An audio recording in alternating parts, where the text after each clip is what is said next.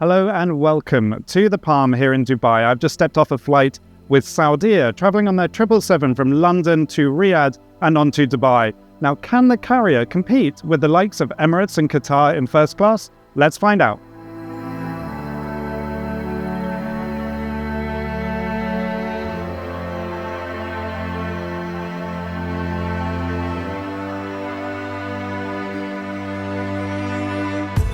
Welcome to Heathrow Terminal 4, the de facto home for many SkyTeam carriers at London's busiest airport. It also plays home to Etihad and Qatar, other Middle Eastern competitors to Saudia. The airline has roughly 6 wide-body flights a day from Heathrow, meaning they need a handful of check-in counters. But when we arrived, there was hardly anyone there, meaning we were able to walk straight up to the first-class counter. While the airline doesn't offer a private wing for premium passengers to check in, there were friendly staff on hand to greet us. Within seconds, we were issued with boarding passes and made our way through fast track to the recently opened lounge in Terminal 4. Now, interestingly, this is the very first lounge in the UK, if not Europe, to be dry. That means no alcohol is offered, although you can always slip downstairs to the Plaza Premium Lounge free of charge should you want something stronger. However, on stepping inside, I couldn't think of anywhere else I'd rather be. From the welcome Arabic coffee and dates through to the incredible tea bar. So the new lounge has a large open space with various seat styles, all bookended by a well-stocked self-service buffet and the tea bar. There are loads of design details here, from unique artworks to lighting and designer furniture pieces. The tea bar offers some wonderful blends, including a delicious pistachio and truffle tea.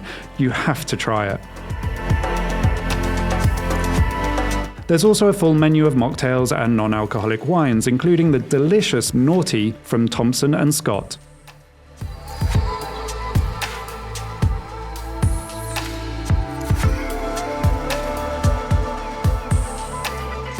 When it comes to food, there's a wide range of Arabic-inspired dishes to select from as well.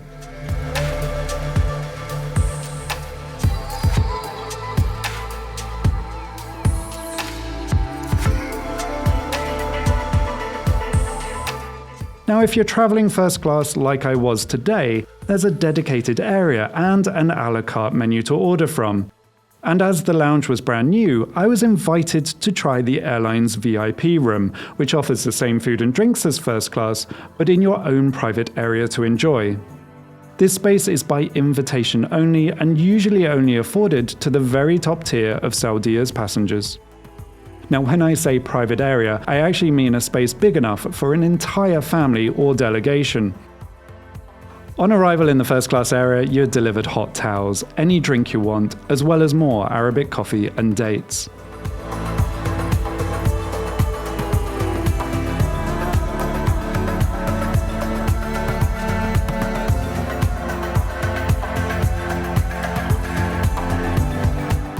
We were encouraged to try the menu, and Saudia prides itself on an Italian chef in the kitchen who adds his flair to the menu, such as warm goat's cheese and tomato salads, an incredible prawn linguine, and a myriad of desserts from decadent cheesecake to a family hand-down recipe of tiramisu.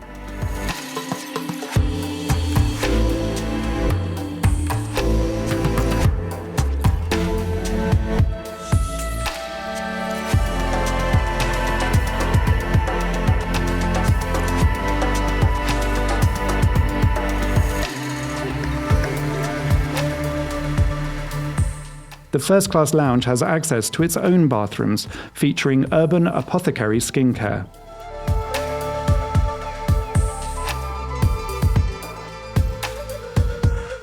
I do love the carefully curated books and artworks that help soften the space further.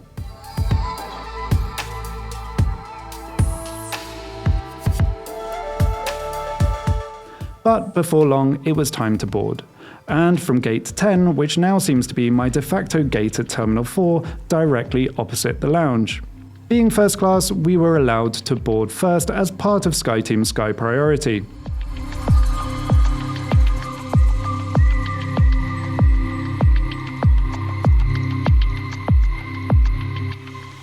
So before I get onto the service, let's start with the cabin. Saudia offers 12 first-class seats on its 777. These are private suites with closing doors, with 3 centre pairs for those travelling together. They aren't the oldest first-class seats in the world, but they're also not the newest. And when I reached out to the airline, they hinted at the fact that these suites are being looked at as part of a renewal program, which is great to hear.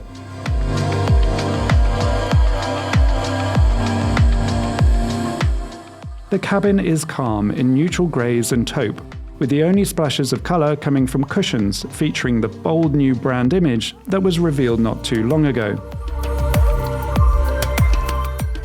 There are 3 simple words to describe the cabin: calm, private, and spacious. The seats are pretty big, very comfortable, and feature a personal wardrobe complete with pull-out vanity mirror. There's also a deep side storage unit featuring charging, noise-cancelling headphones, and an IFE controller. There's also a rather over-the-top seat control, personal air vents, and reading lights.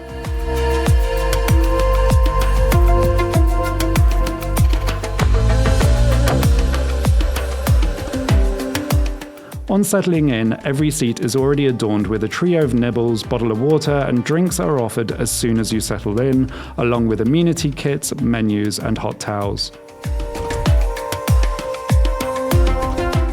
Sadly, because it's a day flight, pyjamas aren't stocked on board, but they are available on long-haul overnight flights. Now, being a dry airline, there's no champagne, and sadly the naughty bottle I was enjoying on the ground isn't stocked on board. But they do offer sparkling non-alcoholic drinks.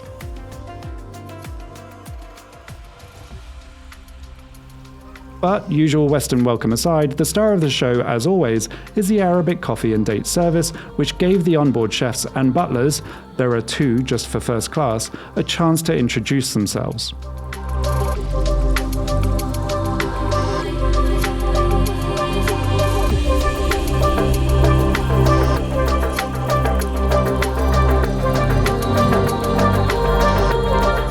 Although I had already stuffed myself in the lounge, now was the time to take a look at the menu. What was great to see, which isn't offered by other Middle Eastern carriers, is the addition of the onboard chef. It really makes a difference, and even on my return flight, we put the chef to the test, who managed to make fried eggs for us on board. Do subscribe so you can stay tuned for that review.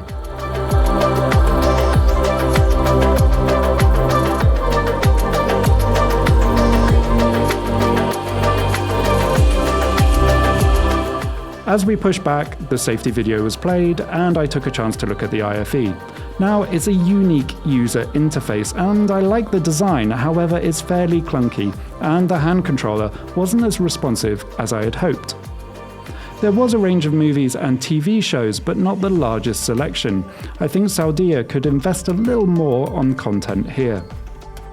What I did like was that if your controller wasn't working, you could always pair your phone to control the screen, so it seems Saudia is working to improve the experience even now.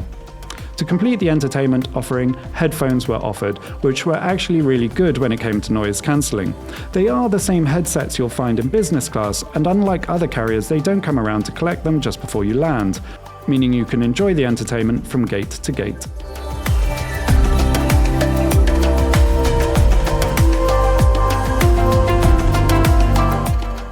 As we sped off into the sky and the crew were released, the real magic started to happen.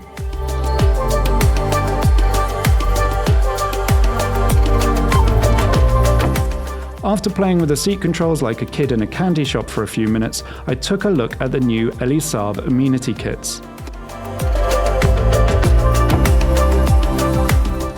Now there are both male and female, and inbound and outbound kits, meaning there are 4 to collect in first class. And inside, as you would expect, is a wide range of toiletries, including an eau de toilette. Also talking amenities, there's a huge duotone blanket, and the day pillow is gorgeous. I could stare at that for hours. In the bathrooms, which are big and so well looked after, there are more amenities. Sadly, neither the Urban Apothecary or Elisab range though. There's also a gorgeous social space, which on longer flights no doubt becomes a welcome respite to stretch your legs. It will be interesting to see if Saudi Arabia and Saudia allow alcohol at any time soon, as this space is certainly ready to cater for that change. Back at my seat, after takeoff drinks were served as we cruised above the clouds, including a Duke's One sparkling wine. Then our food orders were taken by the chef, who took into consideration any dietary requirements.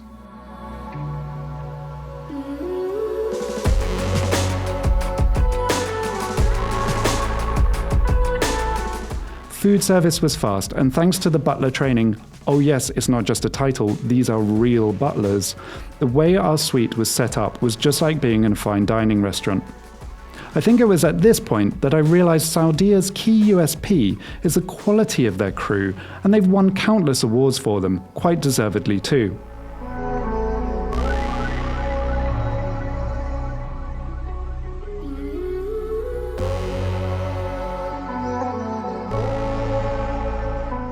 We started with an amuse-bouche which was delivered on a gorgeous charger. It set the tone for the rest of the dining experience.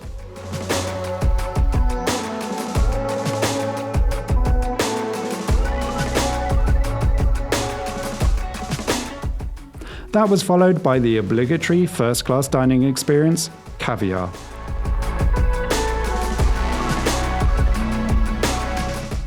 Which was served in a mother-of-pearl bowl on ice along with mother-of-pearl spoon and all the usual accompaniments.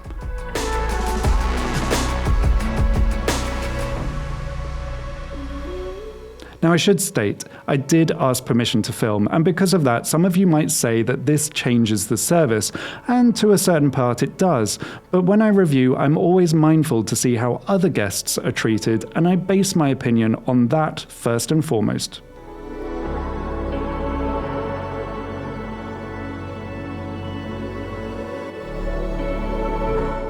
Delicious.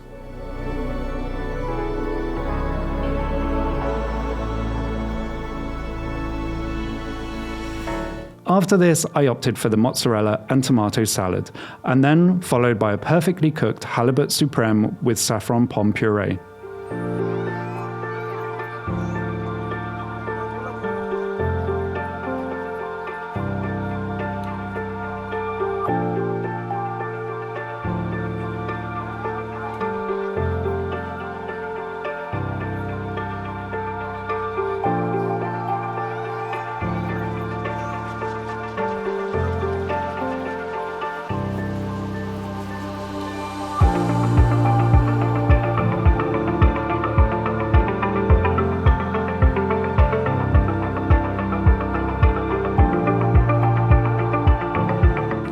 To finish this epic meal, I opted for the custard tart with white chocolate shards, which had lovely fresh ground nutmeg on top.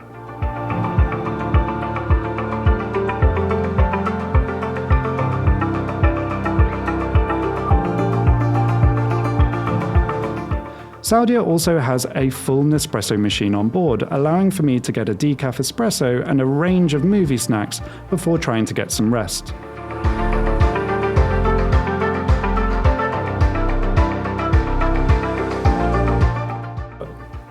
Of course, as this is first class, as soon as I finished my meal, the butlers came to ask if I wanted my suite turned into a bed. The addition of a mattress topper made the suite really comfortable.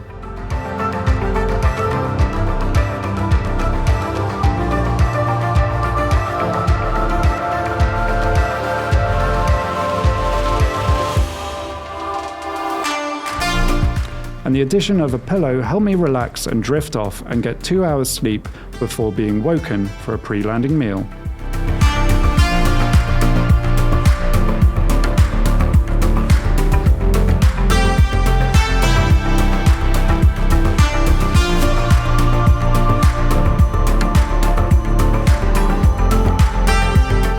The meal started with a hot towel to freshen up, a mint tea, which was then followed by an Arabic meze platter, which was delicious, and the presentation was incredible.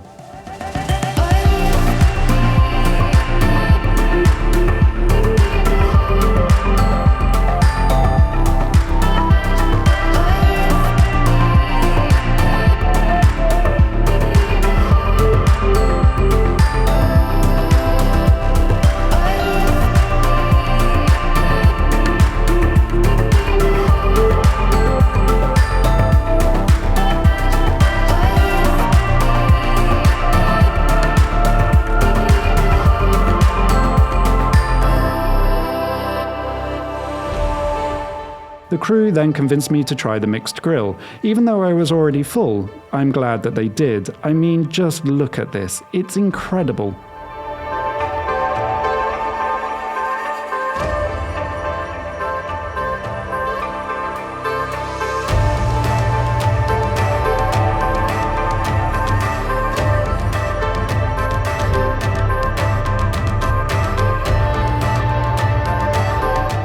After this, it was time to freshen up and prepare ourselves for a very early morning arrival into Riyadh.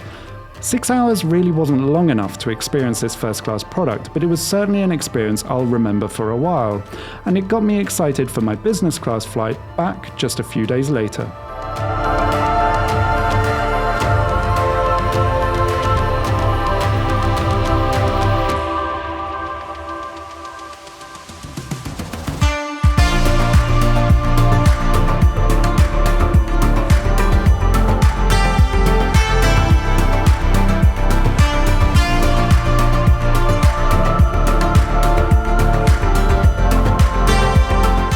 Before I connected on to Dubai on a regional aircraft, I was left looking back on the experience.